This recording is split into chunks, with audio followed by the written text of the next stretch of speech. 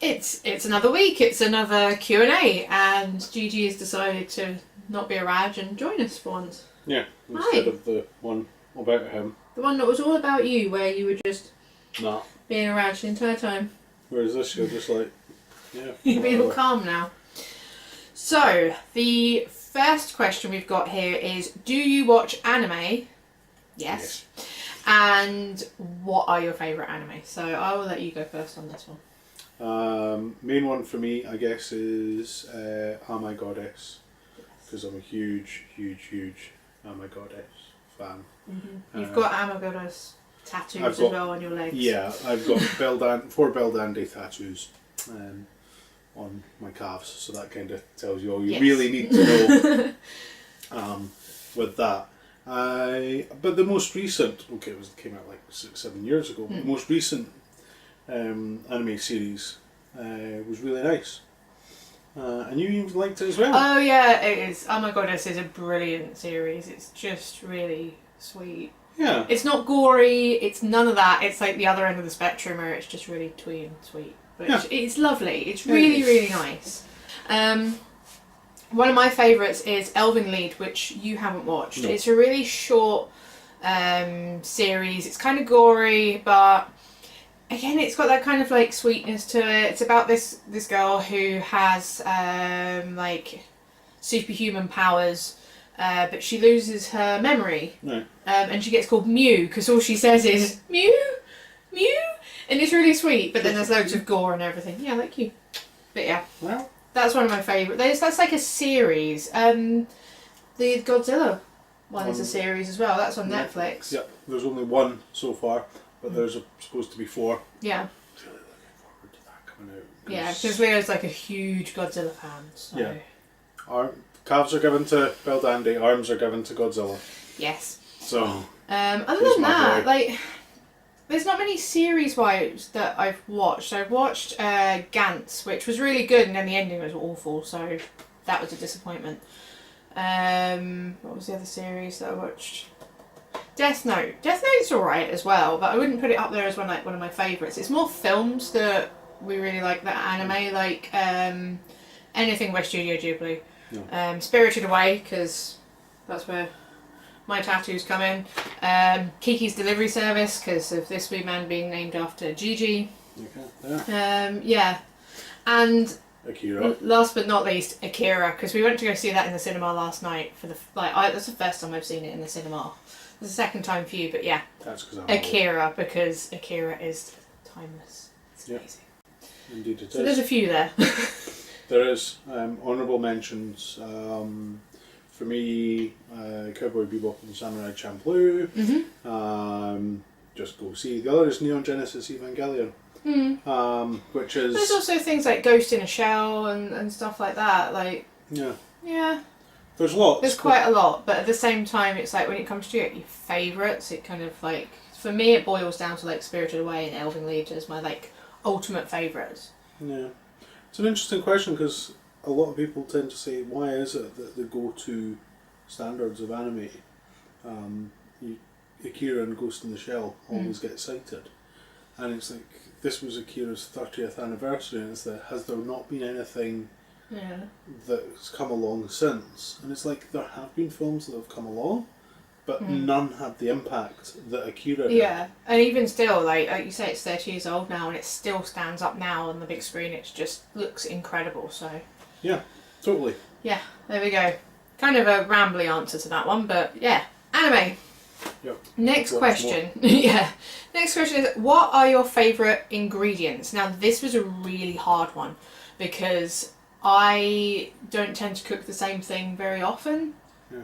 I cook a huge range of things because I go through phases. Like a couple of weeks ago, I was all about Caribbean food. Right now I'm all about Indian food. Next week it'll be Japanese or something. Then it'll be Italian, and it just kind of is constantly changing.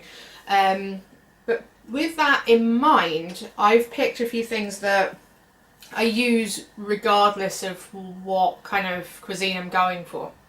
So the first one is my trusty garlic powder. You will see this pop up in pretty much every single one of my videos. I use a lot of garlic, so I buy garlic powder. because it's so much cheaper. It was like £2 for 500 grams of it, and that's going to last me like a good few months. Yep. So garlic powder rather than fresh. Sometimes I buy fresh if it needs it, but 9 times out of 10 that works. Yeah. That was like the sauce I made the other day. I used an entire bulb of garlic. Yeah. And then went to another sauce, and it was like, oh yeah, and it needs garlic, and it was like, I've just used all of the Yeah, I mean some recipes it does help, like a dal, if you've got slices of garlic in it, that's really nice. But at the same time, you can just dump powdered garlic in it, and it's just going to be just as good. Next thing is chili flakes. I absolutely love Korean chili flakes, which are these ones. They've got like a really nice fruity kind of aroma to them. You think this is treats. You really don't want to eat this, darling. It's got a nice fruitiness to it, and while it is hot, it's not kind of like face meltingly hot, so it's got a nice combination of kind of fruitiness and chili. And I use this anytime it calls for chili flakes. I'm going to put this down because you want it. Yeah. Anytime it calls for chili flakes, I use those, regardless of what the cuisine is. Yeah. So there's that. Nutritional yeast. Because it's just awesome. My favourite thing to do with this is actually really simple. It is toast, spread, not Marmite but Vegemite, because I prefer Vegemite, and some of this on top. And yeah, that is my favourite thing to do with this. But I put it in curry sauces as well to give it kind of like an extra creaminess and extra kind of oomph. I put it in most things, to be honest. So yeah, I'm sorry. All this is so interesting to you, isn't it? Good salt. So this is salt flakes that I've got here, sea salt flakes, because while you can use that kind of table salt, it's crap. If you have like proper sea salt, either in like the big chunks that you can crack over things, or like the flakes, which I really like, it just makes a huge difference. I made some spring rolls, summer rolls, the other day for work. And normally when I have them, they're filling, but they're not quite satisfying. They're kind of too healthy and kind of, that was nice, but I want something more. So I just sprinkled a little bit of salt over the top of them when they'd finished, and it made the whole world of a difference. And I didn't go to the shop and buy crisps or something. I was just quite happy with my 4 summer rolls, just because a little tiny pinch of salt. Also, when you make a dal, and the recipe was out of one of the magazines that we had at work, and it was kind of like, this is nice, but it's missing something. And there's another recipe that I use, and it calls for like a teaspoon to 2 teaspoons of salt in it, and I've always been like, But with this, just that teaspoon of good salt made a huge difference. Yeah.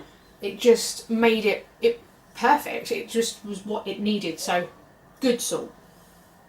Sometimes on the salt, you kind of don't just want that kind of salty hit. You want that kind of umami, kind of salty tastiness.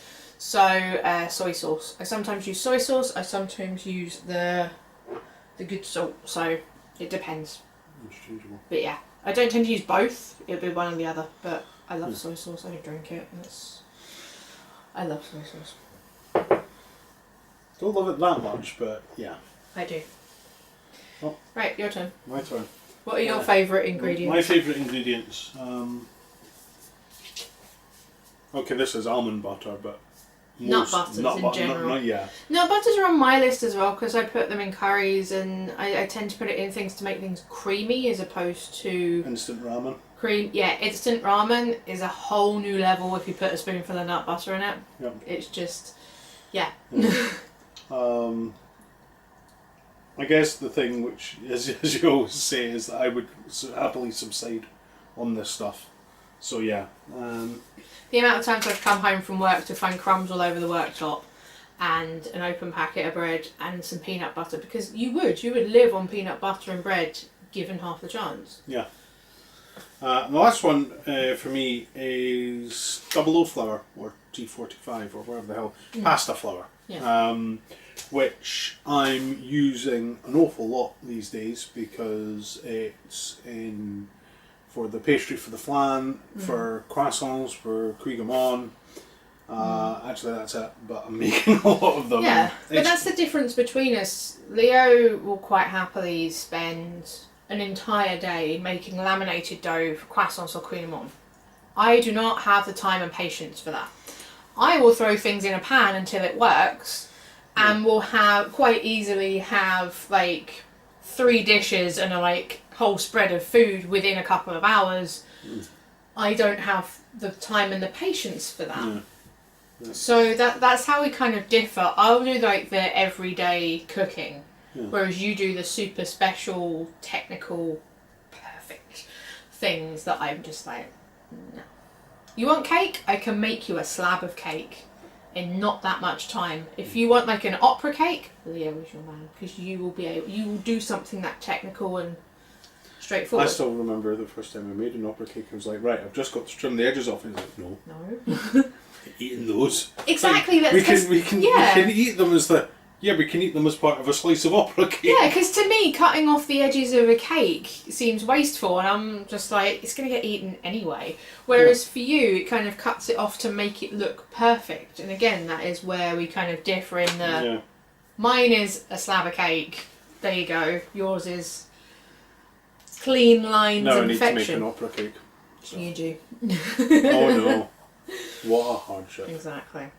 Cool. And last but not least for this Q&A is, what editing software do you use? I currently use Wondershare Filmora, I think it's called. I used to use Windows, whichever one it was on, like Windows Editing Suite, the kind of bog standard one that it came with. And it was alright. It did the job while I was kind of finding my feet on things. But I've recently, since mid last year, been using Wondershare Filmora, and I find it so much easier. So that is what I am using. You are just getting into YouTubing, so I will show you how to use it. Yeah, it's so straightforward. It's really good. It's like head and shoulders above the one that I used to use. So I thoroughly recommend it. So yeah, that is the Q&A for this week. Ask us questions so we can make more videos, and don't forget to subscribe because I'm still trying to hit my magic 1k, please. And yeah, just keep asking us questions. We'll keep making videos, and we will see you next week. Yep. Bye. Bye.